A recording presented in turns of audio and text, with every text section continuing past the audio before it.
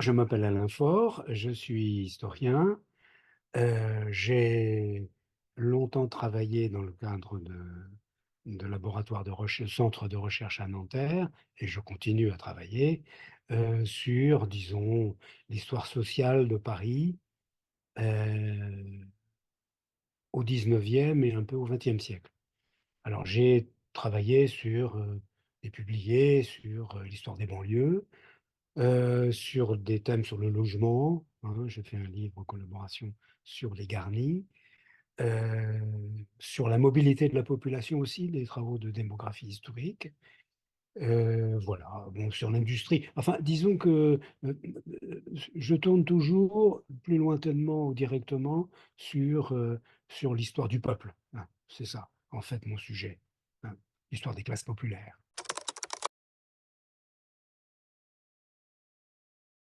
Il y a eu, à partir du milieu du XVIIIe siècle, disons, hein, l'expression de besoins.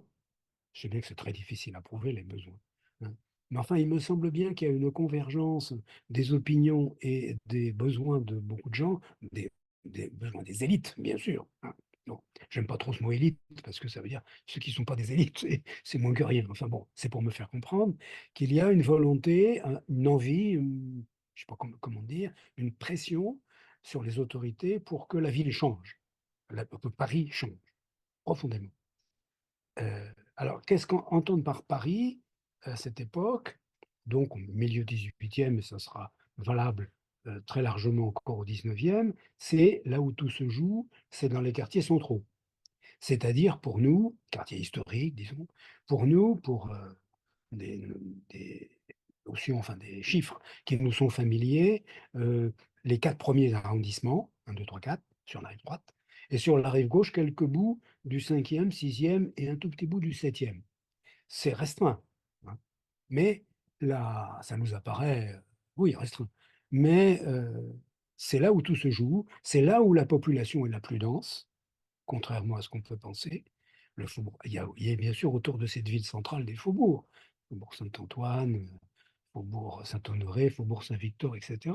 Mais c'est pas là où même si c'est important, le Faubourg Saint-Antoine, hein, mais c'est pas là où la population est la plus dense et où les problèmes, entre guillemets, urbains sont posés.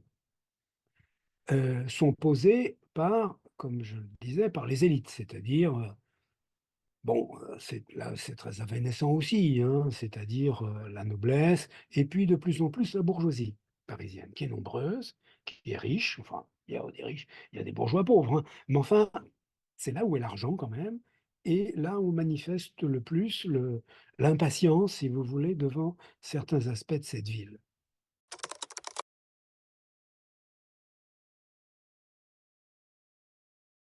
Au XVIIIe siècle, on ne parlait pas de grands travaux, ou de, je ne sais pas, de planification, etc. Le grand mot, c'est l'embellissement.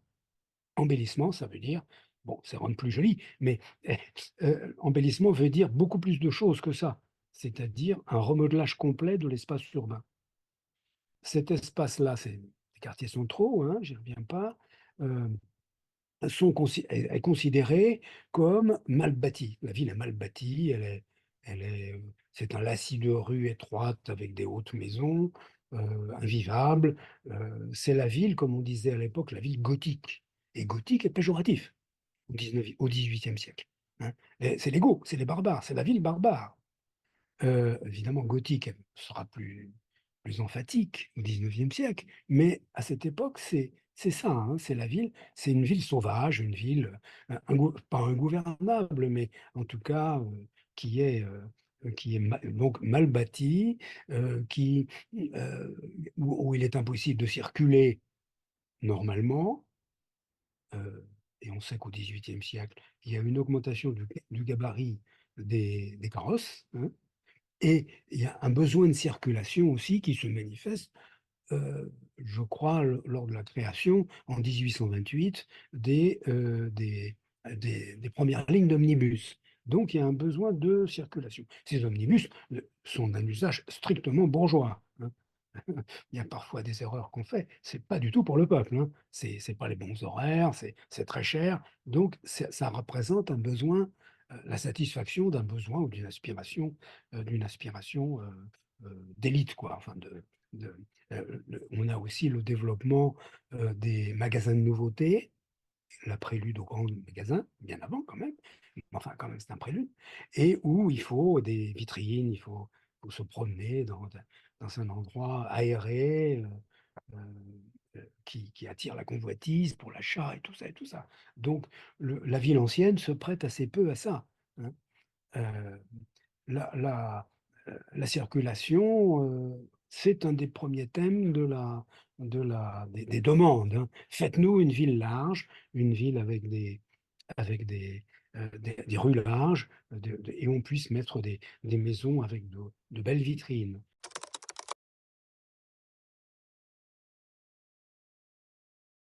Oui, il y a, surtout sous la monarchie de Juillet, euh, des, des- des premières percées, enfin plus que les premières, mais enfin des percées importantes, mais qui sont très restreintes par rapport à ce qui va suivre et par rapport aux besoins, hein. Euh, et notamment qui répondaient assez peu aux critiques formulées au nom de l'embellissement.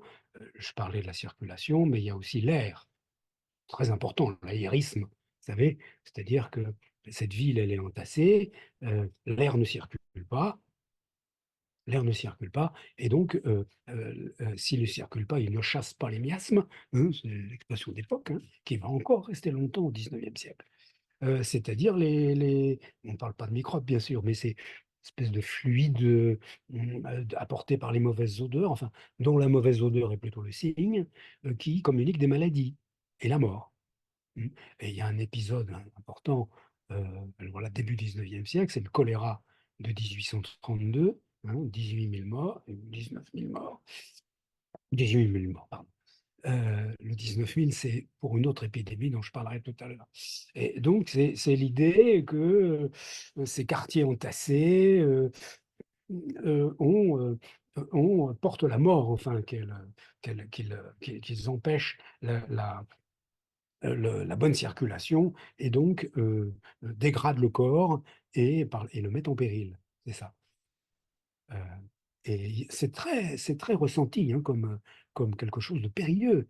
J'ai par exemple, si vous me permettez, ça m'avait très frappé, une des conclusions de, de spécialistes médecins et urbanistes, on ne disait pas encore, enfin, de 1832, hein, après avoir fait le bilan du choléra, on disait, donc c'est un texte de 1832, il y a urgence surtout à dégager le centre de Paris par des rues percées dans toutes les directions, par des places publiques assez spacieuses pour être plantées d'arbres et répandre enfin la lumière et la vie dans ces obscurs quartiers, etc., etc.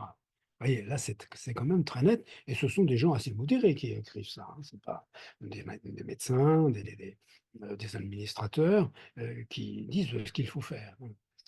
Euh, c'est une ville aussi qui, euh, je dirais, dans la vie quotidienne, la circulation, c'est la vie quotidienne, mais qui, dans le coudoiement qu'il y a dans les rues, est jugé insupportable.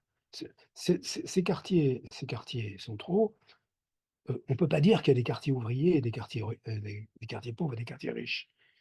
Bon, sauf exception, il ne faut pas exagérer, mais la population est mixte. C'est un thème 19e siècle, ou même d'ailleurs 18e, c'est le thème du crime, hein, c'est ça, hein, sur lequel Louis Chevalier a basé son analyse. La ville serait, à la faveur enfin, d'une immigration incontrôlée, c'est son idée, hein, serait, euh, serait submergée par le crime serait partout, et entraînant une hantise de ces élites qui, évidemment, craignent pour leur vie, pour leur portefeuille et tout ça et tout ça. Il est possible qu'il y ait eu cet état d'esprit, à mon avis, qui n'est pas spécifique au XIXe siècle. Quand on lit certains textes du XVIIe, c'est déjà là. Et puis surtout, le crime n'est pas prouvé. Le crime n'est pas prouvé. Chevalier ne le prouve pas. Rien ne dit que Paris soit un coupe-gorge dans les années 1820-30, malgré je sais bien, le mystère de Paris et tout ça et tout ça. C'est pas la bonne, à mon avis, c'est pas la bonne explication. Enfin, encore une fois, peut-être qu'un certain nombre de bourgeois, notamment pour les attaques nocturnes, se sentent un peu cernés, mais c'est pas l'aiguillon fondamental, c'est pas le ressort de la peur de ces quartiers. Ce qui est plus spécifique au 19e siècle, pardon, c'est les émeutes. Là, c'est du sérieux, hein. Sans faire le pont avec la Révolution française, ce qui poserait certains problèmes, on peut dire que Paris rentre dans un cycle, comme on dit, révolutionnaire à partir de 1827, hein, émeute de rue Saint-Denis, et qui va jusqu'en 1848 et au-delà. Et unanimement, on considère, dans cette opinion-là, que les quartiers du centre se prêtent à une révolte permanente. C'est tout petit, c'est très encaissé, donc les barricades, qui entraînent la barricade a pour but non pas de se barricader derrière une rue, hein, c'est bien dit par Hugo, mais par ce spectacle de la résistance, à provoquer une sortie massive du peuple. C'est ça la barricade.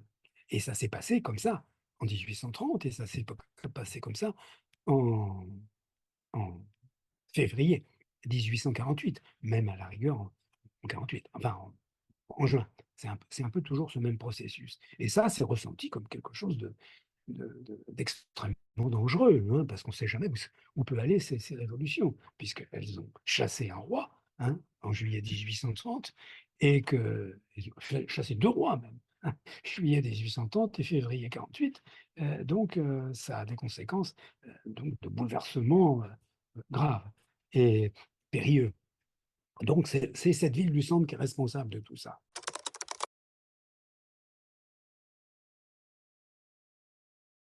Contrairement à ce qui est dit parfois, le mélange social dans les maisons est très faible. Vous savez, on parle toujours de l'étagement, les riches en bas, les pauvres en haut, c'est ça, hein. Mais ça existe, bien sûr. Mais la mixité, elle se manifeste plus par la présence dans une même rue d'un hôtel particulier très riche et à côté d'une maison très pauvre. C'est ça la mixité de cette époque. Donc, quand le monsieur sort de sa belle maison, forcément, il tombe sur les voisins qui sont les gens de la maison à aller, comme on disait, et qui ont toute chance de ne pas être de son monde. Donc, il n'y a pas d'entre-soi à cette époque.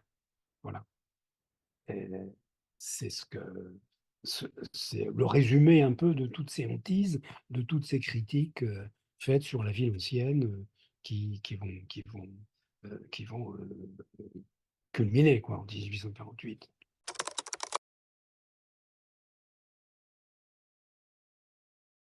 Ce que fait Haussmann, bien sûr, c'est il reprend tout, enfin, il reprend, enfin, c'est l'air du temps, hein. Pour lui, c'est évident tout ce que je viens de dire, c'était évident.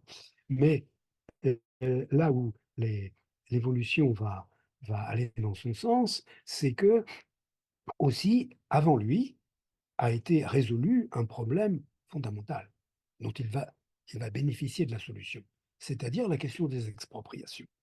C'est une question considérable. Sous la monarchie juillet, donc, on pense qu'il faut remodeler le centre et donc faire des grands travaux. Faire des grands travaux, parce que les grands travaux, et Haussmann n'a jamais dit autre chose, c'est quand le bâtiment va, tout va. C'est pas Nadeau hein, qui a dit ça, c'était un adage parisien. Quand le bâtiment va, tout va. C'est-à-dire, faites des travaux et vous provoquez par de proche en proche un renouveau industriel. Vous provoquez des commandes, ces maisons qui se construisent, elles vont pas augmenter les impôts, elles vont augmenter la richesse collective, et elles vont aussi, il va falloir bien que les ébénistes fassent des meubles, que les marchands de papier peint fassent des papiers peints. Donc c'est l'idée que des travaux à grande échelle euh, euh, sont un gage de prospérité et surtout de limiter le chômage. De limiter le chômage, les ouvriers qui sont là, et donc limiter le plus possible la, le mécontentement, les protestations. Mais là où la monarchie juive a échoué, c'est que il n'y a pas enfin, que l'expropriation est extrêmement difficile. Parce que ce centre, comment le remodeler, hein? Vous avez euh, les propriétaires, protagonistes essentiels de toute cette histoire, hein, les détenteurs du sol, de la rente foncière, qui sont là. Et pour les propriétaires, ils sont protégés par le régime. Le propriétaire foncier, j'entends, hein, bon, puisque vous avez la Déclaration des droits de l'homme qui dit quelque chose comme la propriété étant un droit inviolable, donc 89, hein, la propriété étant un droit inviolable et sacré, nul ne peut en être privé si ce n'est lorsque la nécessité publique, euh, légalement constatée, l'exige évidemment et sous la condition d'une juste et préalable indemnité. C'est une formulation qui est très favorable à la propriété immobilière foncière qui est visée ici. Enfin, oui, qui est visée ici essentiellement et qui s'exprime, quoi. Euh, et cet état d'esprit va être un frein aux grands travaux, puisque dans un premier temps, euh, il faut exproprier ces gens. Enfin, il ne s'agit pas du tout de les spolier, bien évidemment, mais il faut faire place neuve, parce qu'on ne peut pas construire des maisons larges sur des belles parcelles sans remembrer le sol, hein, sans s'emparer du sol, à faire des belles voies qui seraient bien construites. Et dans un premier temps, l'expropriation est très difficile. Euh, Elle est d'abord uniquement entre les mains de la justice, donc ça a des indemnités d'expropriation absolument énormes. Et ensuite, on dit toujours que c'est pour les chemins de fer et pas tellement pour les villes, mais enfin, admettons qu'il y a des lois sont votées qui atténuent malgré tout le- la défense des propriétaires, hein, notamment la loi de 1844, très importante, qui va rester jusqu'au XXe siècle, qui règle les expropriations. C'est-à-dire qu'il y a une autorité expropriante, hein, la ville, en l'occurrence, ou l'État, enfin, ou le département, qu'importe, qui, euh, qui décrète l'utilité publique, c'est le terme du Code civil, qui décrète l'utilité publique de telle opération, et qui ensuite on nomme un jury qui va convoquer devant lui les propriétaires concernés par le périmètre des travaux, et alors, ce jury, dont on mesure, enfin, dont on connaît assez mal la composition, mais enfin, c'est évident, ce sont des propriétaires aussi. Ce sont des notables, pas des industriels, c'est possible. Mais euh, les propriétaires se jugent entre eux. Les pro- et encore, malgré cette atténuation, on suppose que le jury quand même prenne en compte l'utilité publique pour ne pas empêcher par des expropriations énormes, colossales, par des indemnités colossales, l'opération. Malgré ça, ça reste très difficile. J'ai par exemple pour l'achèvement de la rue Rambuteau, qui est une de ces opérations dont vous parliez, justement, sous le marché de Juillet, Rambuteau, c'est le préfet de Louis-Philippe. Et donc, on a percé cette rue, hein, qui est une des plus ambitieuses de l'époque. 13 mètres de large, vous vous rendez compte? 13 mètres, c'est rien, hein, par rapport à ce qui va être fait. Mais ça montre bien la mesquinerie du fait de la difficulté à exproprier de ces opérations. Eh bien, pour le- la dernière tranche de travaux, les chiffres qu'on peut trouver, donc, c'est la ville demande pour l'expropriation des dernières parcelles, celles qui touchent Saint-Eustache, 60 000 francs à tous les propriétaires concernés. Les propriétaires demandent 1,1 million. Le jury accorde 900 000. Oui, hein, accorde 300 000 de plus que ce que la ville voyait, et presque tout ce que voulaient les propriétaires. Donc, dans ces conditions, c'est quand même très difficile d'envisager des opérations de grande envergure. D'autant qu'il se posait un problème qui est celui de la plus-value, c'est-à-dire que de la plus-value foncière. C'est-à-dire lorsque un propriétaire est exproprié, surtout à cette époque où on fait des voies assez peu larges, hein, pour la refonte de la ville, pour les nouvelles rues, il y a toute chance que le propriétaire garde une partie de sa parcelle. Or, cette partie de la parcelle est quelque chose, ça vaut de l'or. Supposez un terrain de, je sais pas, 500 mètres carrés, il en reste 150 qui vont être maintenant en bordure d'une voie. Donc, une voie, évidemment, qui a toute chance d'être à la mode, etc., etc. Donc, c'est lui, et la ville ne peut pas exproprier au-delà du périmètre des travaux. Et même cette plus-value, elle échoue à ce que l'on tienne compte pour la fixation de l'indemnité. Donc, il y a expropriation, bien sûr, mais ça fait le jeu euh, sans problème des propriétaires.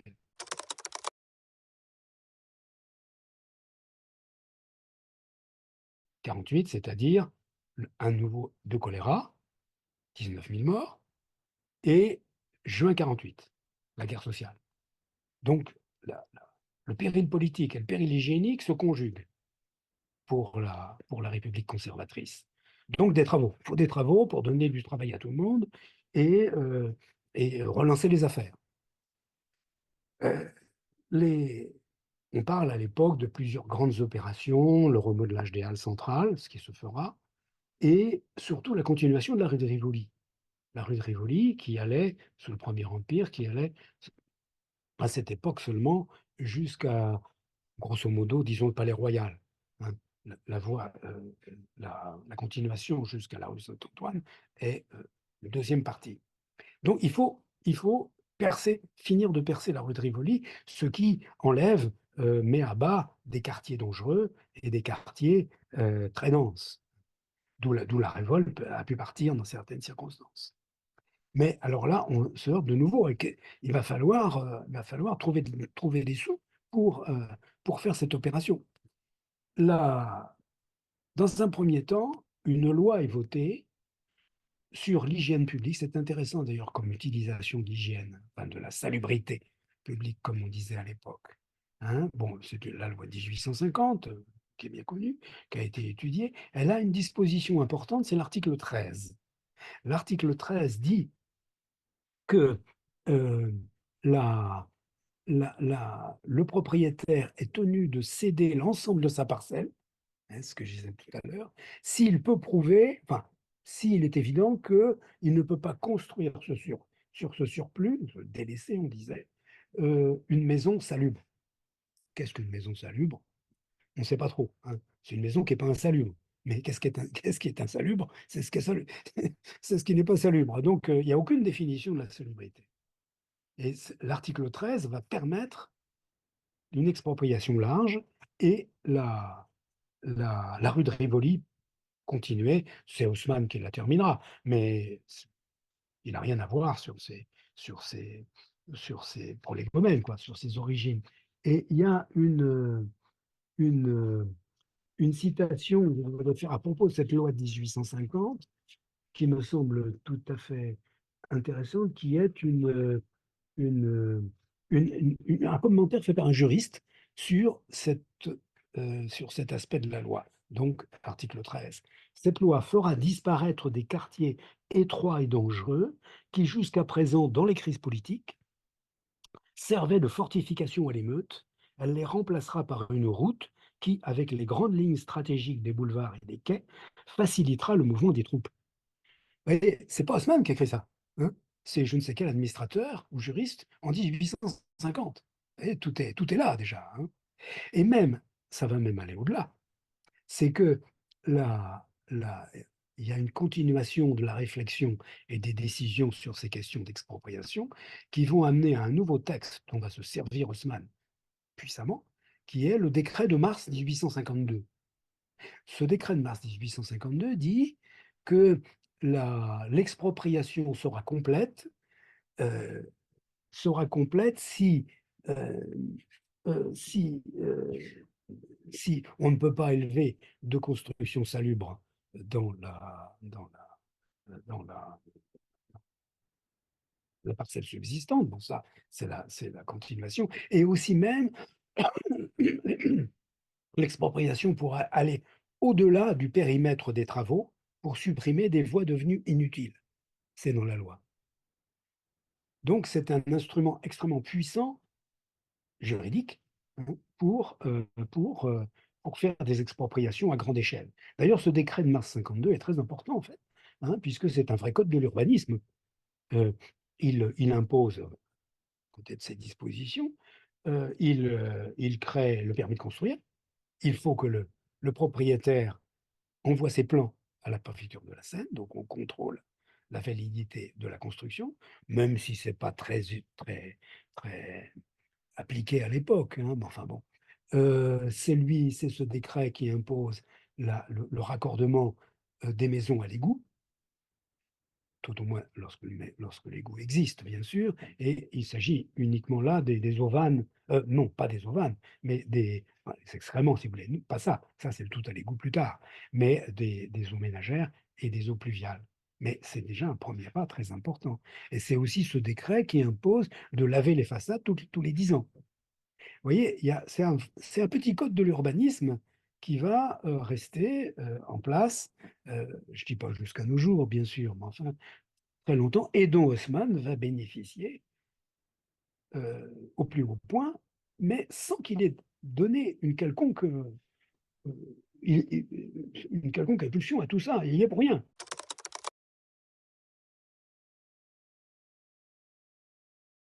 Je ne suis pas sûr que l'exemple de Londres soit si important. Je sais bien que Napoléon III, il a fait la police des rues. Pardon. Mais l'inspiration de Londres, c'est un des aspects des travaux dont on parlera peut-être, je reprendrai peut-être, qui est le West End, qui est la création du Paris de l'Ouest, hein, autour avec le bois de Boulogne et toutes les voies du 8e, 16e, 17e, qui va être très choyé par l'empereur et par son préfet.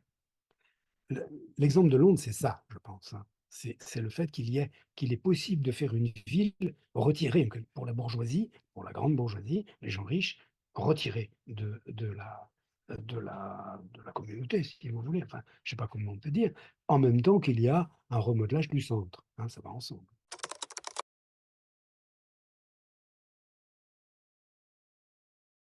C'est la personnalité d'Haussmann, oui, qui est en cause ici, enfin, qui est importante, hein.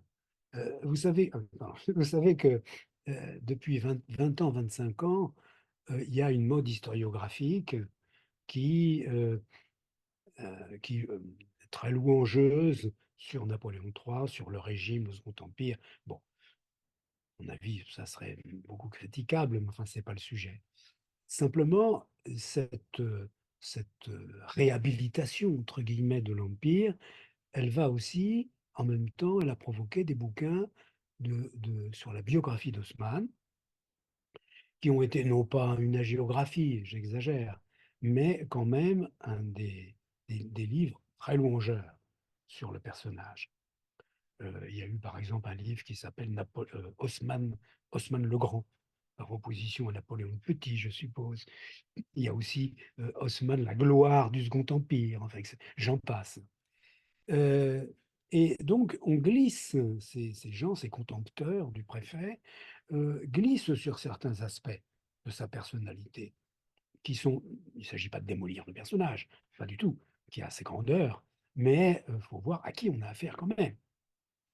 Alors, comme vous le disiez, Haussmann s'est fait connaître comme préfet de la Gironde, dans la chasse aux républicains et aux orléanistes un peu remuants de son coin. Et il a été remarqué c'est pas le seul préfet, hein, à Poigne, mais enfin, il a été remarqué par Persigny, le ministre de l'Intérieur de Napoléon III, qui, manifestement, qui l'a conseillé à son patron pour mener à bien justement les tâches parisiennes, pour s'occuper vraiment pardon, des tâches parisiennes et des choses à faire. Persigny a senti le personnage, qui est un personnage autoritaire, assez vindicatif, ayant le fonceur, si vous voulez, hein, et et très orgueilleux. Haussmann aurait voulu être préfet de Paris. Aurait voulu, pardon, il était préfet de Paris. Il aurait voulu être ministre de Paris. Hein. Euh, il l'a jamais été. Pourtant, il a écrit des tas de lettres à Napoléon III. Il a eu l'entrée euh, l'entrée au Conseil des ministres lorsqu'on parlait des affaires parisiennes, ce qui était déjà beaucoup. Ce qu'il faut savoir aussi, c'est que Haussmann était détesté dans le régime. Le, le- le- le préfet il avait de très mauvais rapports avec le préfet de police, l'autre puissance sur Paris. Le Conseil d'État, qui joue un rôle important sous l'Empire, un rôle quasiment législatif, ne pouvait pas le sentir, parce que c'était souvent un repère de vieux orléanistes, des gens un peu plan-plan, enfin bon, et les audaces financières d'Haussmann horripilaient. Bon, j'en passe un d'autres. Alors, on peut se demander euh, comment se fait-il qu'il a été nommé et qu'il est resté de 1853 à 1870? C'est parce qu'il avait le soutien de l'empereur. C'est la seule raison. Sinon, il n'aurait pas tenu 15 jours. Ou même il n'aurait jamais été nommé. Donc il y a un tandem là. Alors je sais bien, on se dit, sur telle décision, est-ce que c'est Napoléon III, est-ce que c'est Haussmann? Bon, souvent on ne sait pas, parfois un peu, mais c'est pas très important. C'est de voir qu'il y a vraiment euh, une osmose, c'est un bien grand mot, mais qu'il y a vraiment une entente fondamentale entre l'empereur et son préfet.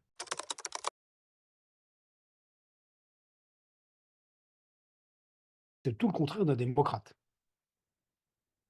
Euh, pour lui, le peuple parisien, c'est-à-dire les ouvriers, est un peuple, j'allais dire qu'il déteste. Enfin, certaines paroles quand même vont assez loin, mais qu'il considère comme des gens très dangereux, fauteurs de troubles, qui sont, euh, comment dire, qui sont travaillés par des démagogues et qui ne songent qu'à une chose, c'est attendre le moment de fondre sur l'Empire, et sur lui-même d'ailleurs. D'où d'ailleurs des critiques à peine voilées contre le préfet de police, qui ne sait pas qu'il y a tous ces trublions qui ne songent qu'à une chose, c'est à mettre le régime en péril. Et lorsque l'opposition républicaine modérée à la fin du Second Empire, une préface de ce qu'on est obligé d'appeler l'Empire libéral, a commencé à protester, enfin, à, à s'exprimer, une des revendications, c'était un conseil municipal élu. C'était qu'on donne une expression aux intérêts parisiens. Et pour Haussmann, c'est l'abomination des abominations. Un conseil municipal, c'est la révolution le lendemain, à ses yeux. Pas question de donner une quelconque liberté municipale aux Parisiens qui ne forment pas un corps électoral.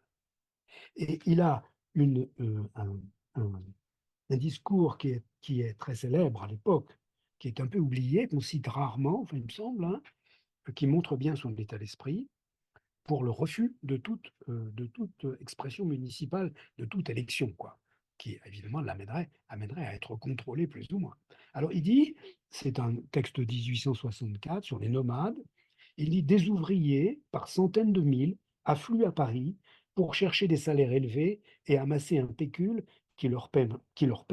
oh, pardon, qui leur permettra de se retirer ensuite chez eux. Bon, une vision un peu étroite de la classe ouvrière parisienne, mais enfin.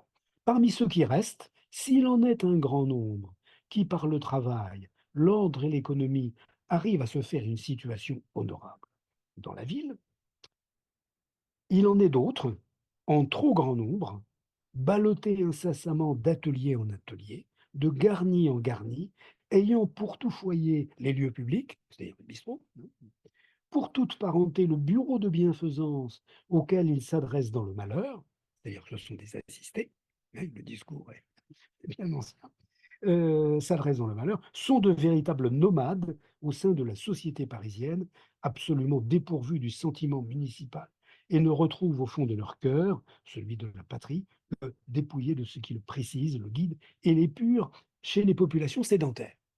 Voilà. C'est quand même assez violent, hein, comme jugement du plus grand nombre des Parisiens.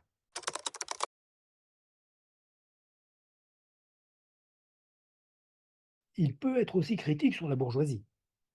C'est pas public, mais ça se voit dans les correspondances. Il, il a, il a, euh, il critique souvent les possédants, si vous voulez, par l'égoïsme, le lucre, qui se montre par la question des indemnités. On va peut-être y venir, euh, et qui refusent tout nouvel impôt, euh, et qui jouent contre leurs intérêts, hein. Par exemple, sur la question de l'eau, Dieu sait s'il a fait, c'est une œuvre extrêmement bénéfique pour Paris, énormément de, de travaux pour les adductions d'eau, hein, amener de l'eau pure à Paris et puis la distribuer par des réservoirs et des canalisations. C'est un gouffre à sous, hein, cet équipement en eau, avec son ingénieur Belgrand. Eh bien, il avait eu l'idée, et il le dit parfois, pour rentrer un peu dans cet argent, il faudrait que les propriétaires s'abonnent obligatoirement à l'eau. Pas question.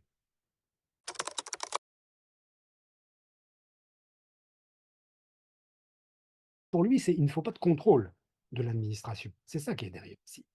De contrôle par des gens incompétents, hein, et qui pensent qu'à une chose, c'est qu'à mettre, à mettre à bas le régime, et qui n'y connaissent rien. Et l'administrateur génial, il sait ce qu'il faut faire. C'est ça. Et pas de contrôle, pas de vote sur la question des travaux, etc.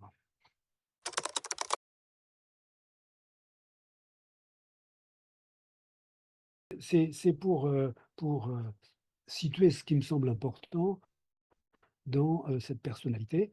Encore une fois, c'est pas du tout pour démolir, hein, c'est pas, mais c'est la réalité. Et Dieu sait si certains aspects, et je viens d'y faire allusion, certains aspects de son, de son, de son régime sont tout à fait bénéfiques. Alors, donc, ce qui nous amène aux grands travaux eux-mêmes.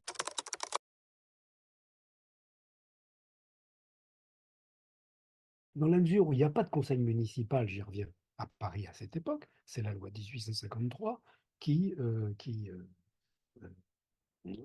fait nommer par l'empereur les conseillers municipaux des grandes villes, dont Paris. Mais Haussmann s'est ménagé un conseil municipal à lui, qui s'appelle d'ailleurs commission municipale. Ça fait moins sulfureux que conseil. Et il a fait nommer à cette commission des gens qui ont joué un rôle important, des scientifiques comme Dumas, des administrateurs, des juristes, des hommes d'affaires, même de Vinc, hein.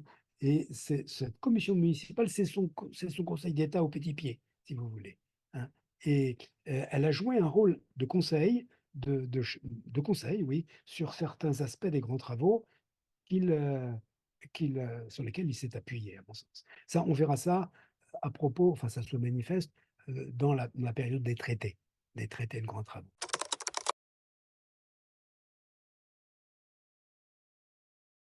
Regardez n'importe quel ouvrage sur, sur l'histoire de Paris au 19e, vous verrez cette carte bien connue avec les voies créées par Haussmann qui sillonnent le centre, qui vont du centre au faubourg, à l'intérieur des faubourgs, et qui touche un petit peu la périphérie aussi.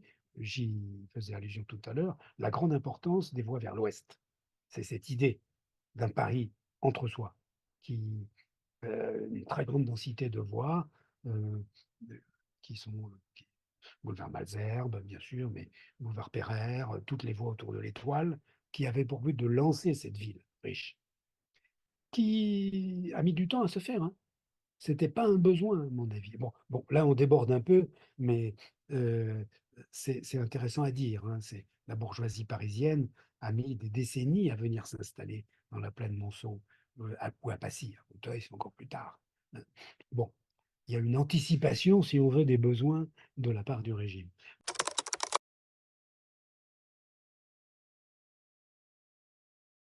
Sur les travaux en général, il y a deux phases, effectivement. Il y a la phase des emprunts et la phase des traités.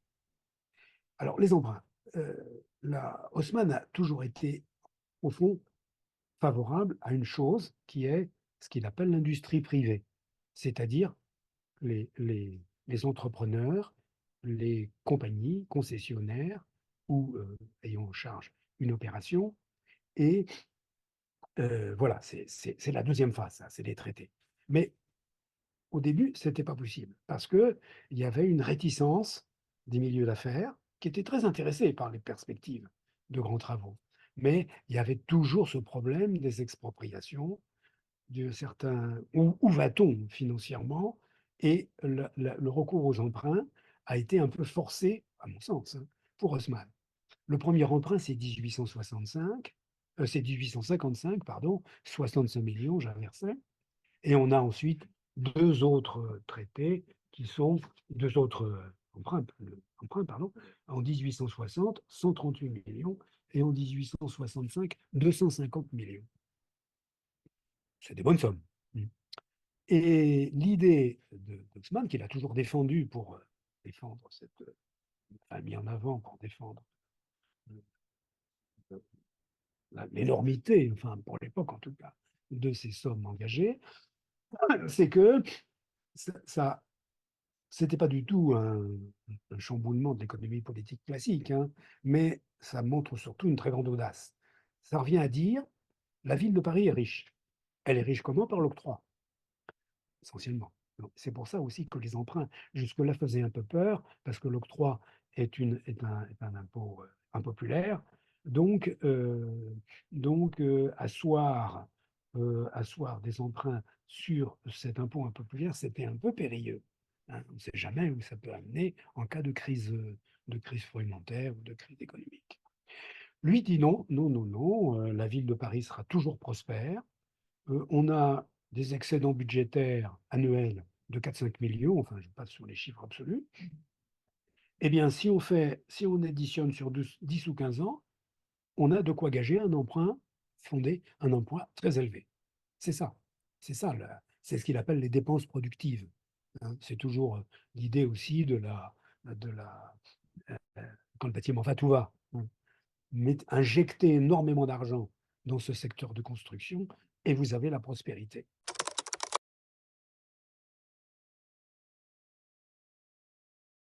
Ces emprunts-là ont été assez facilement remboursés parce qu'ils n'étaient pas énormes, contrairement à ce qu'on pourrait penser. Les gros problèmes d'endettement et de remboursement sont nés de la deuxième phase des travaux, c'est-à-dire les traités, hein. Tout à la fin, enfin, à la fin, dans la deuxième moitié des années 1860, Haussmann réalise ce qu'il avait toujours voulu faire, c'est-à-dire s'entendre avec des promoteurs, le mot n'existe pas, mais c'est ça, des architectes, entrepreneurs, capitalistes, ils les appellent comme ça, qui sont un petit nombre de gens qui dirigent des sociétés immobilières avec les banques derrière eux, notamment le Crédit Lyonnais.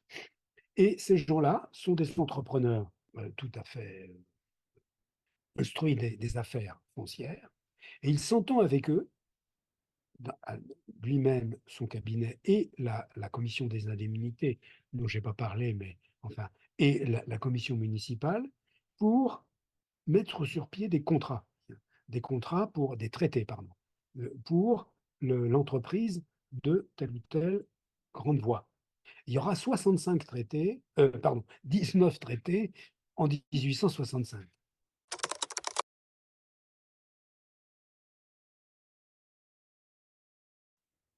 Alors, ces traités, c'est quoi? C'est très astucieux. Une personne, hein, par exemple, il y en a Blondel, c'est le plus connu, mais aussi Une Belle, Elan, enfin, des gens comme ça, il y a une dizaine, hein, qui sont des gens qui sont à la tête parfois de deux sociétés immobilières, de deux compagnies plutôt. Et donc, on fait le raisonnement suivant. Voilà, on vous confie la réalisation de la rue de Turbigo, par exemple, de la rue de Rennes, et vous vous chargez, Haussmann dit, vous vous chargez des expropriations, vous faites le ménage, c'est-à-dire que vous détruisez les maisons existantes, et vous dégagez des terrains hors alignement. Et ces terrains, c'est la recherche, c'est le bénéfice de ces sociétés, hein.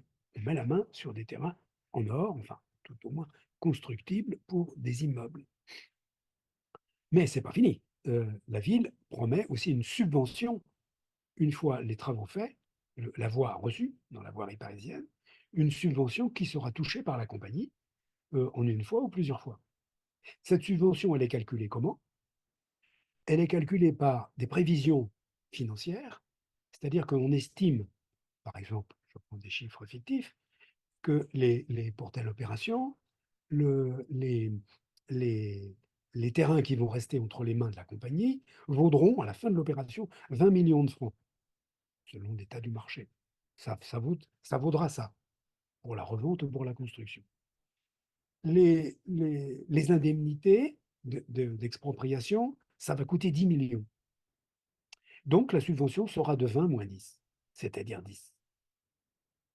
Voilà. Vous voyez, c'est une construction sur l'avenir.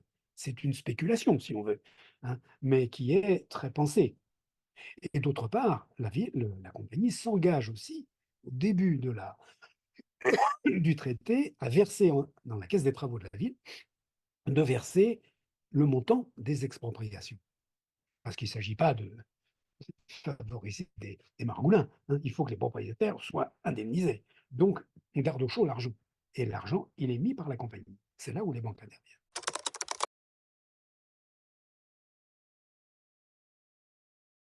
Ces subventions ne vont pas dormir. Ce n'est pas simplement des promesses de la ville.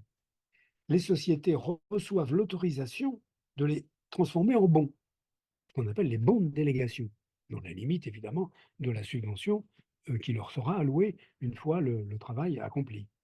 Et ces bons sont placés dans le public, c'est des grosses coupures, hein, c'est 1000 francs, 500 francs, dans les banques qui sont escomptées, réescomptées, et vont dans le portefeuille du crédit foncier. Et ça a permis à la machine de marcher, ça, parce que c'était de l'argent frais qui rentrait pour l'ensemble des opérations, pour les compagnies, hein, bien sûr. Et c'est là où, effectivement, vu l'énormité enfin, de ces traités, de la enfin, très grande échelle, c'est là où la dette de la ville va se faire.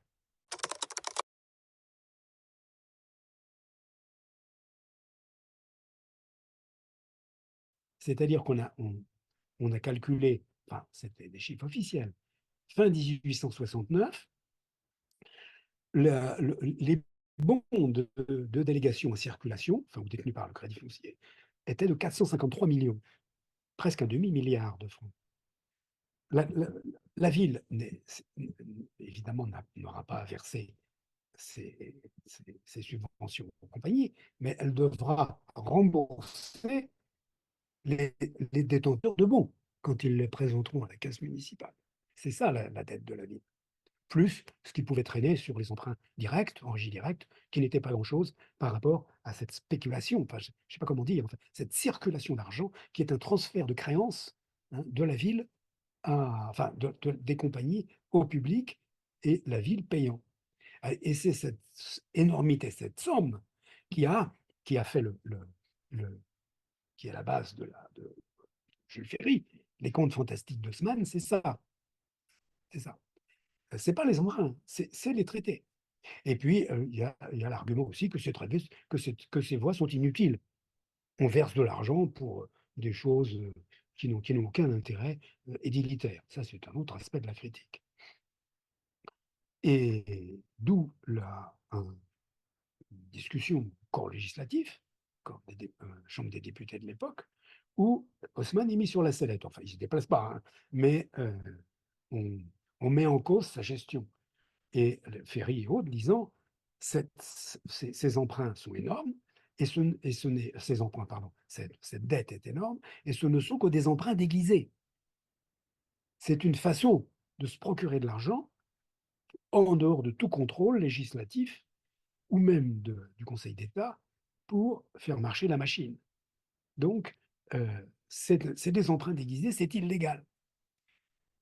Haussmann faisant répondre par ses fidèles que n'importe comment, s'il l'avait fait en emprunt, ça aurait été la même chose, ce qui reste à prouver. Et il a été extrêmement attaqué sur cette question-là, et les gens du gouvernement étaient un peu gênés Rouher notamment. Enfin, bon, faut pas exagérer. Haussmann est un très bon gestionnaire. Il a peut-être eu des excès, mais il faut voter le quitus, quoi. Et c'était donc un soutien, un demi-soutien, hein, quand on a des amis comme ça, c'est pas la peine d'avoir des ennemis, hein. Donc, il était en porte-à-faux.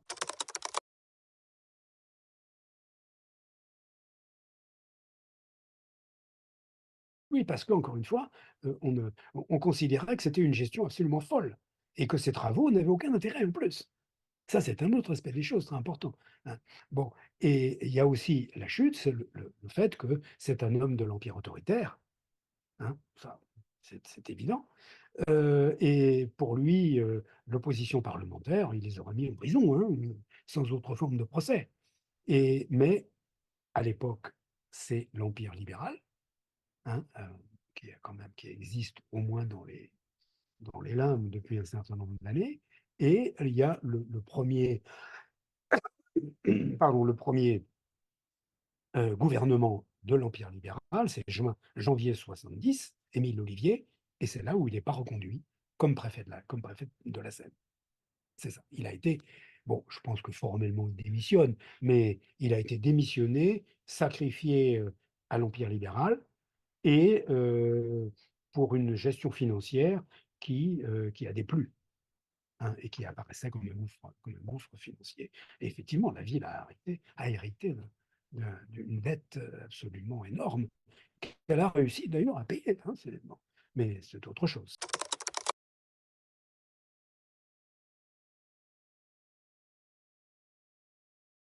Paris est une ville très prospère.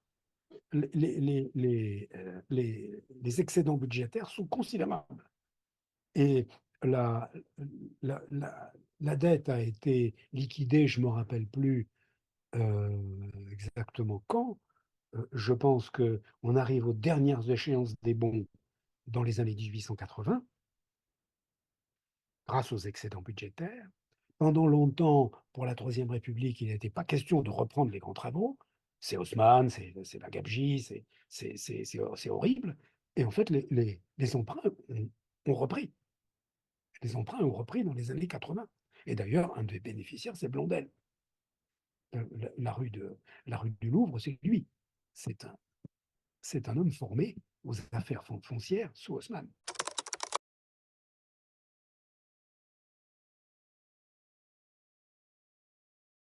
Vous avez sous la Troisième République, avec le conseil municipal enfin élu, avec beaucoup de réticence, hein, euh, euh, euh, la présence d'un homme très important, qui était le statut du commandeur d'Haussmann, qui est Alphand, le, Alphonse Alphand, qui est le directeur des travaux, un monsieur extrêmement puissant, mais qui a le conseil municipal au-dessus de lui. Et ça va entraîner des conflits, souvent à fleur et moucheté, entre ce représentant du passé, Haussmann, et le conseil municipal progressiste, opportuniste, puis radical. Tu sais, les attaques, monsieur, vous êtes, euh, vous êtes un parlement d'Haussmann, enfin, etc., etc. D'où d'ailleurs le fait que Haussmann n'est pas reconnu sous la Troisième République. Haussmann n'est pas persona, euh, n'est pas un grand homme, n'est pas un grand homme. Il a amené la ville à des dettes pas possibles, dont elle s'est sortie, et avec des méthodes absolument contraires aux méthodes républicaines. C'est ça la déconsidération qu'il y a pour le Second Empire, hein, et pour Haussmann en particulier. Et il a une avenue, d'accord. C'est lui-même qui se l'est donné, d'ailleurs, je crois bien. Hein, mais c'est à peu près tout, hein. Il n'y a rien eu sous le République. Mais enfin là, on dévie un peu, on dérive un peu. Mais, mais enfin, c'est pour dire que ces politiques de, de dette, enfin, les dettes ont été liquidées relativement vite grâce à la richesse de la ville, hein. Attention, hein, c'est pas. Et de nouveau, il y a eu pas de traité. Peut-être un petit peu à la fin, en 14, mais là, vraiment, on était très échaudés, mais la politique d'emprunt a continué, enfin, a été reprise, plus exactement.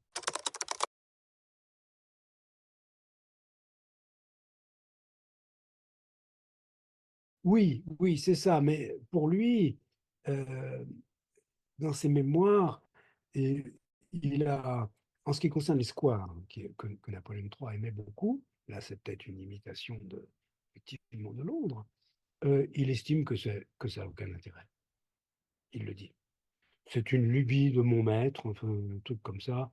Bon, il y a eu aussi les buts de Chaumont, bien sûr, Montsouris, mais encore une fois, c'est peu de choses par rapport, en argent, par rapport en ampleur de travaux, par rapport aux travaux dans l'Ouest et le bois de Boulogne.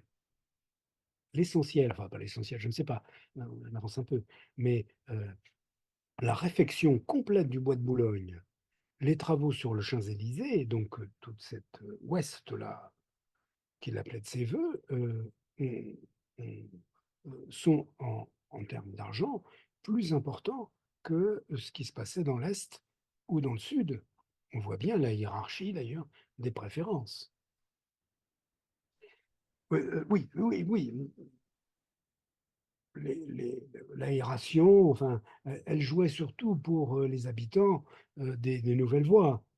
Enfin, une des critiques ouvrières que l'on peut voir dans les rapports aux expositions universelles de 1867, qui est la première fois sous l'Empire où on peut voir ce que des ouvriers qui n'étaient pas n'importe qui, je veux dire, qui n'étaient pas n'importe quels ouvriers, des ouvriers de métier, souvent des prud'hommes, des dirigeants d'associations, de coopératives, donc une certaine élite ouvrière, pensaient des travaux. Et pour eux, ils disent, très bien tout ça, c'est magnifique, ça apporte l'hygiène et la circulation dans des quartiers qui n'étaient pas très bien, mais c'est pas pour nous, c'est pas pour nous. Nous, on s'en va. Ça, c'est un effet des travaux.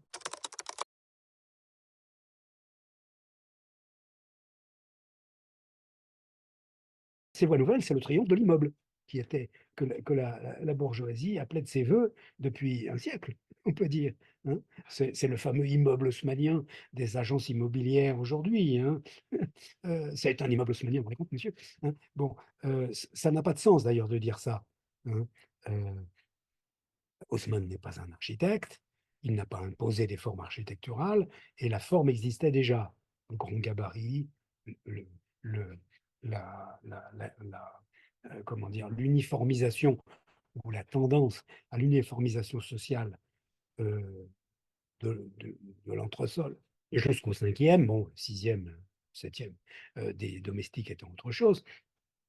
Ça existait déjà en germe, et euh, ça sera, euh, l'évolution sera parachevée avec l'ascenseur. L'ascenseur, à la fin du 19e siècle, début 20e, lorsque le gabarit d'ailleurs de la maison augmente encore, sera le parachèvement de cette évolution. C'est-à-dire que l'étage supérieur sera maintenant assimilé aux étages inférieurs, enfin aux étages en dessous, avec une uniformisation totale, enfin, qui a toujours des nuances, hein, on peut toujours poser telle ou telle maison, mais l'évolution est bien ça, est bien une, une uniformisation sociale très nette de toutes ces nouvelles constructions. Regardez Pot-Bouille, qu'on présente comme l'immeuble mixte, c'est faux. Pot-Bouille, il y a peut-être deux ou trois ouvriers au cinquième étage, hein, un employé modèle, je ne sais pas quoi, mais il y a quand même quatre étages en dessous, hein. Et d'ailleurs, cela sous-entend bien que le, le, le, le concierge, M. Gour, hein, si mes souvenirs sont bons, n'a qu'une préoccupation, c'est que ces locataires qui n'ont pas de bail, ces locataires verbaux partent.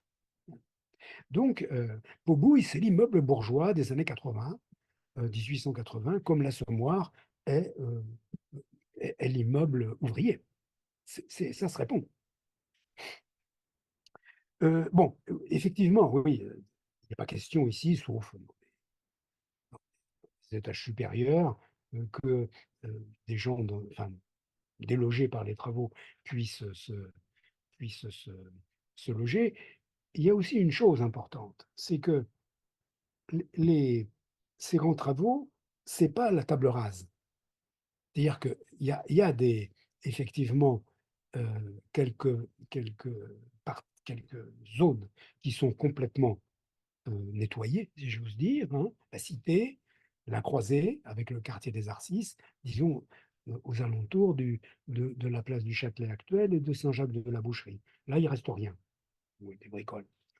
Mais tout le reste, si vous vous promenez aujourd'hui dans des voies haussmanniennes, ou post-haussmanniennes même, puisque la République a continué cette politique, vous tombez tous les 10 ou 20 mètres sur des amorces de voies anciennes, avec des vieilles maisons.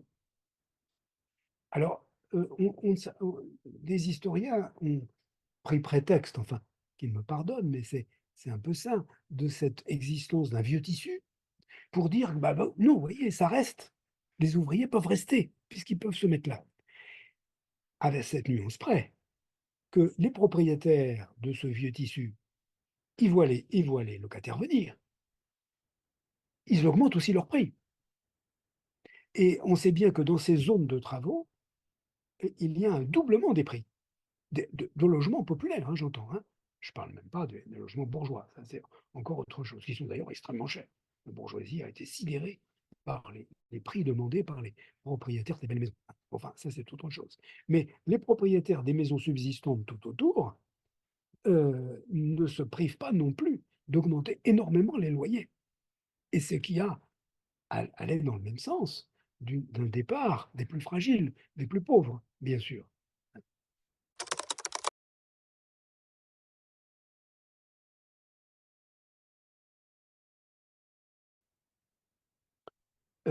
Alors, c'est cette fameuse expulsion, encore une fois, que certains ont voulu nuancer, elle me semble quand même quelque chose de, de, de sûr. Enfin, hein. Euh, on n'a pas de chiffres crédibles sur tant de ménages se sont déplacés. Il y a des évaluations faites par des journalistes à l'époque, 80 000 logements, 80 000 personnes, pardon, dans les années 1850 qui ont quitté le centre pour la périphérie. Oui, enfin bon, on n'aura jamais de chiffres vraiment probants euh, parce que simplement les archives ont disparu. Vous savez, le Second Empire est très pauvre en archives à cause des destructions de la commune. L'hôtel de ville a brûlé. Donc tous les papiers d'Haussmann, il y a des restes, hein, mais bien sûr, fort heureusement. Mais tous les papiers des expropriations, des négociations avec les propriétaires, des conséquences sociales que l'autorité n'a pas pu ne pas voir ou instruire, on ne sait pas. Ça a disparu. Donc, je ne dis pas qu'on peut dire ce qu'on veut, mais bien sûr, mais il me semble que ça me semble quand même extrêmement difficile de prouver qu'il y a eu euh, une permanence ouvrière dans le centre.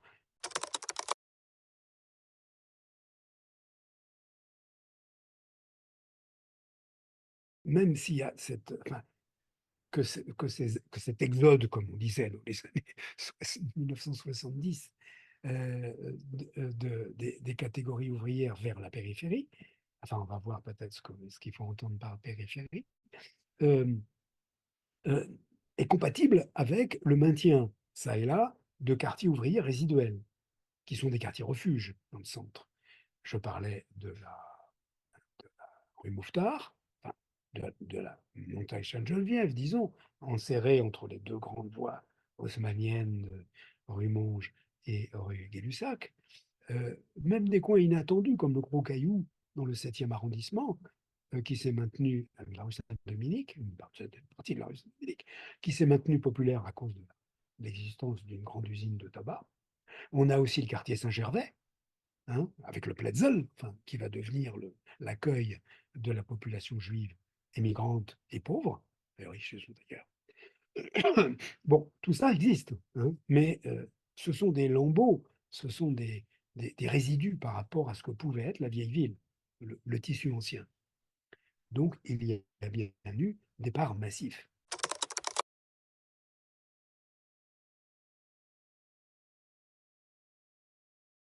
Ces catégories ouvrières pauvres vont être de plus en plus amenées dans la périphérie. Alors, ce qu'on entend par périphérie, c'est bien sûr au-delà du centre, au-delà des faubourgs, c'est-à-dire cette zone de communale encore, hein, qui est qui est inscrite, enceinte, en quelque sorte, entre les limites traditionnelles de Paris, les 12 arrondissements, et l'enceinte de Thiers, c'est-à-dire tout ce chapelet de communes, de Belleville, Charonne, Bercy, puis comme ça, vous faites le tour.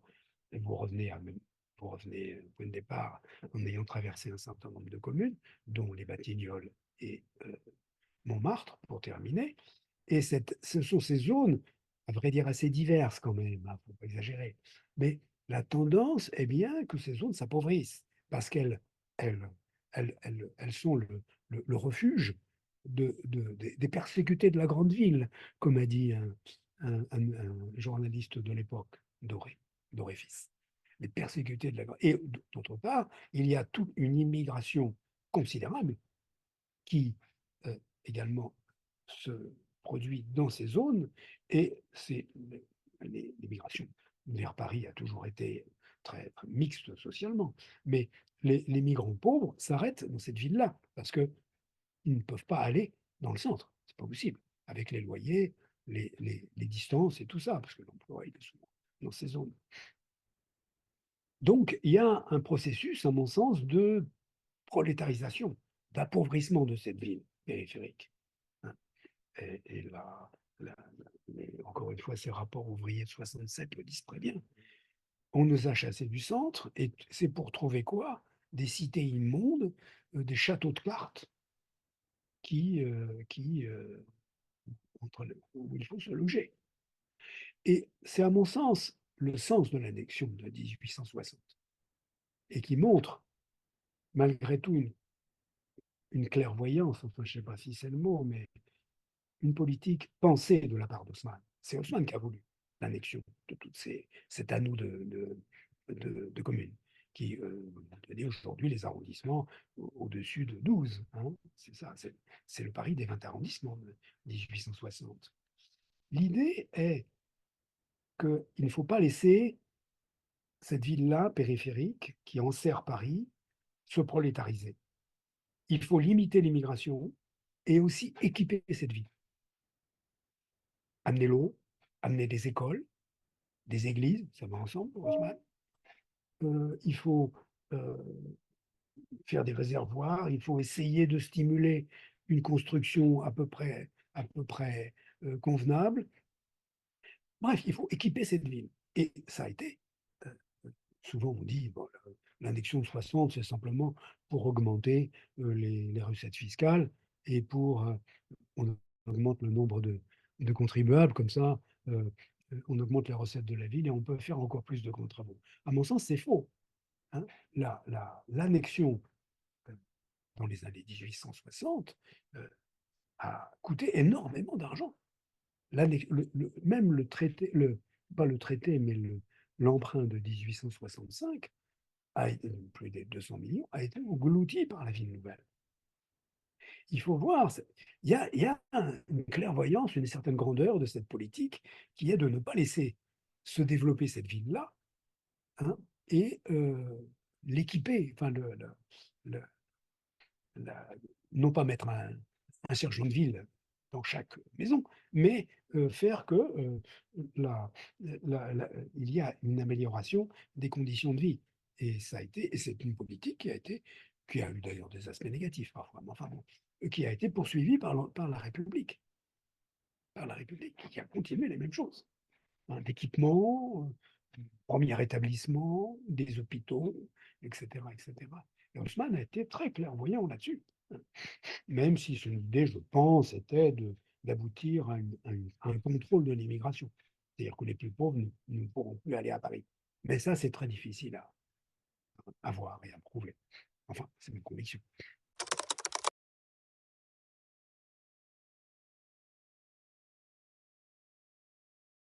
Le travail en grand, le travail, effectivement, les grues, le travail du bâtiment de plus en plus mécanisé, enfin, de plus en plus, oui, effectivement, euh, oui, mécanisé. Euh, euh, euh, mais il ne faut pas exagérer non plus. Enfin, disons que ce sont les compagnies qui sont responsables de ces innovations. Le travail nocturne, qui continuera d'ailleurs à travailler de nuit, quoi. qui continuera d'ailleurs pour l'avenue de l'Opéra dans les années 1870. Euh, les gravures, je crois, montrent la rue Monge, hein, il me semble, la montagne Sainte-Geneviève. Effectivement, il fallait aller vite, hein, il fallait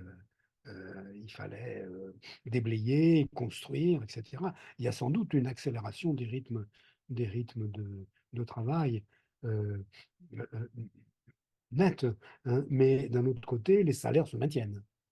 D'un autre côté, le bâtiment est tellement important que, et puis les ouvriers s'organisent, hein, même à cette époque, que c'est pas des salaires de misère dans le bâtiment, hein. Donc, c'est un peu ambivalent comme, comme, comme remarque.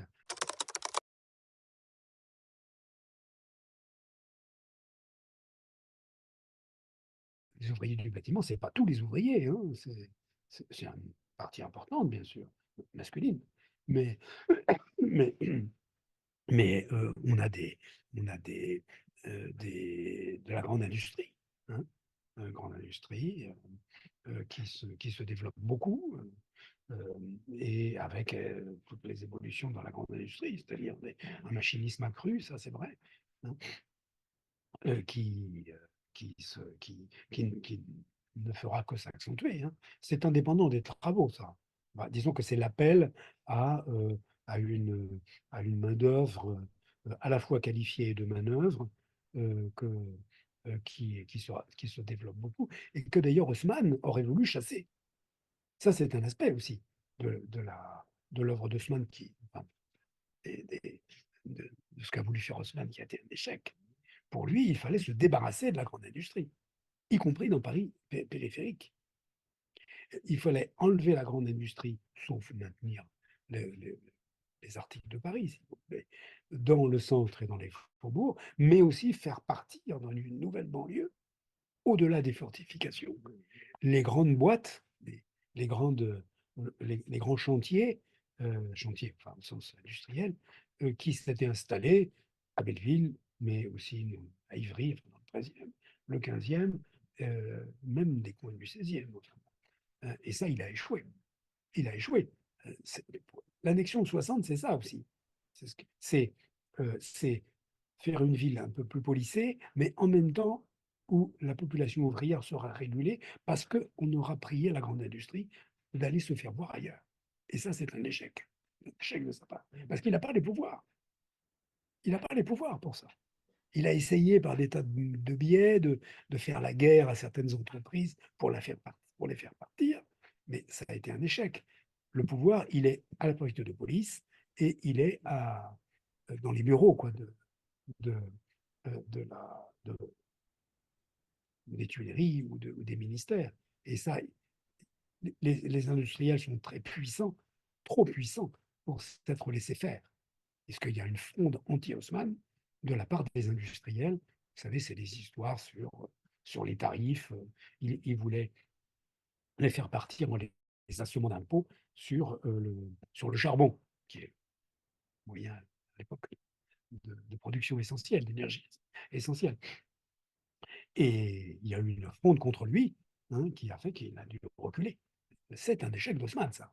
Le- il a dû subir l'industrie. Et il n'était pas tout puissant, hein.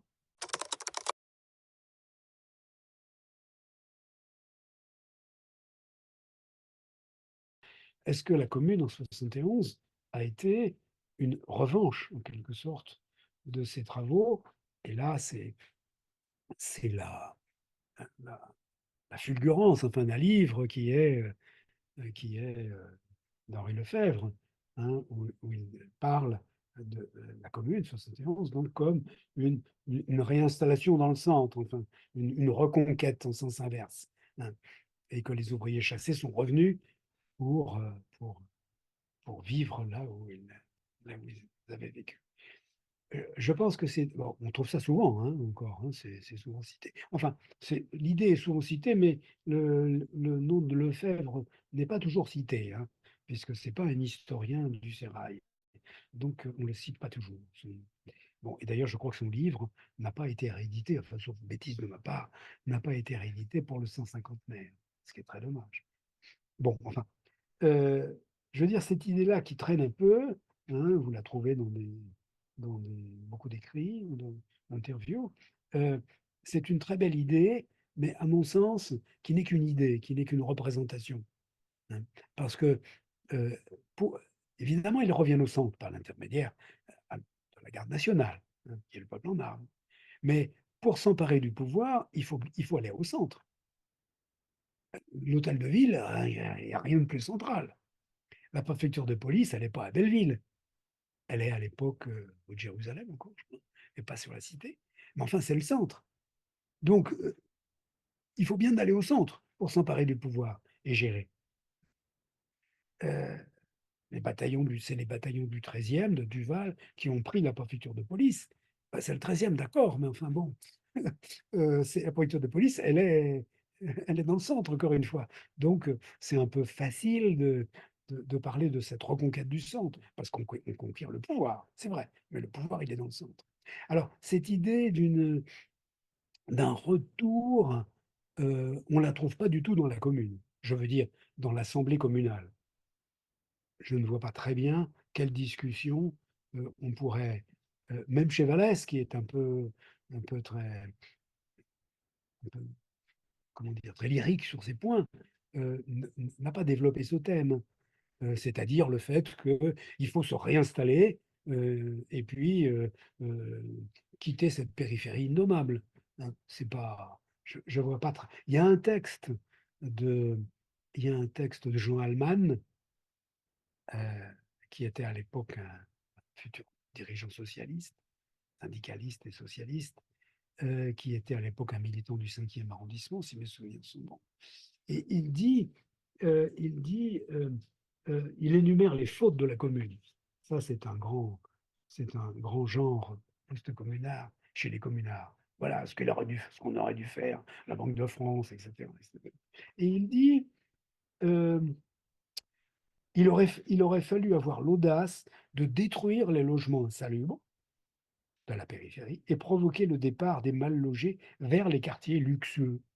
L'exode dans les quartiers luxueux aurait quintuplé l'énergie des combattants et le Paris révolutionnaire eût fait bloc contre les bandes versaillaises qui, peut-être, malgré les fautes commises, seraient venues se briser contre une résistance terrible imposée par la nécessité où se fussent trouvés les combattants de la commune de défendre leur nouveau logis sous peine d'être rejetés à la rue. Mais il sous-entend qu'il avait eu cette proposition dans un club, je suppose, et que ça n'a pas été suivi, que personne n'a compris. Vous voyez. Alors, cette idée du retour, je- encore une fois, c'est une belle image, hein, mais qui se heurte aux réalités de l'époque, quoi.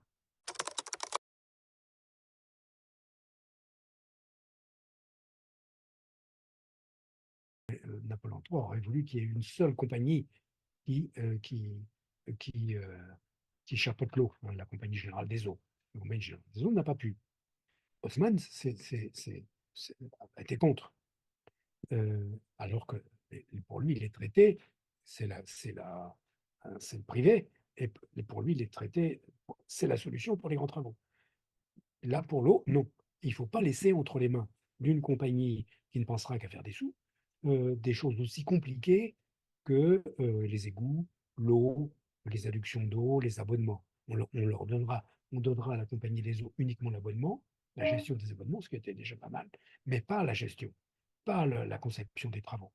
Donc il sait parfaitement où est l'intérêt, enfin, il juge bien dans l'administrateur ce qu'il faut faire et ce qu'il ne faut pas faire, hein. Mais par contre, sur certains aspects, comme par exemple les marchés, il a essayé d'équiper la périphérie en marché d'alimentation, j'entends, hein, par une concession de je ne sais plus quelle compagnie. Ça n'a pas marché, si j'ose dire, hein.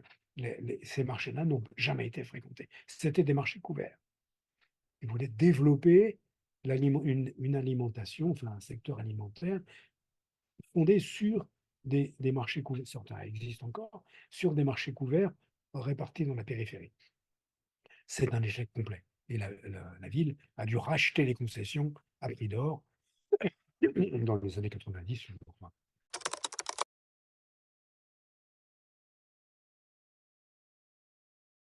effectivement, c'est assez. On reste pantois devant l'ampleur des nouvelles, même si elles sont beaucoup critiquées et ont donné lieu à cet endettement massif de la ville. Mais il y a d'autres aspects de la politique qui est menée tambour battant aussi, hein.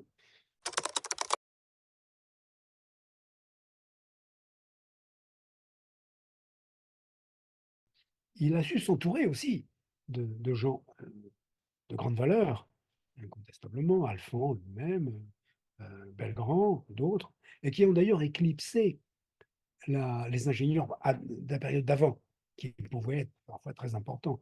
Brunceau pour les égouts, Emery pour l'eau. Maintenant, il n'y a plus que Belgrand, que Alphand, hein. Mais ça veut dire il a, il savait s'entourer, malgré son caractère très autoritaire, il savait s'entourer de gens compétents, hein. De gens évidemment pensant comme lui, hein. Mais c'est pas un solitaire.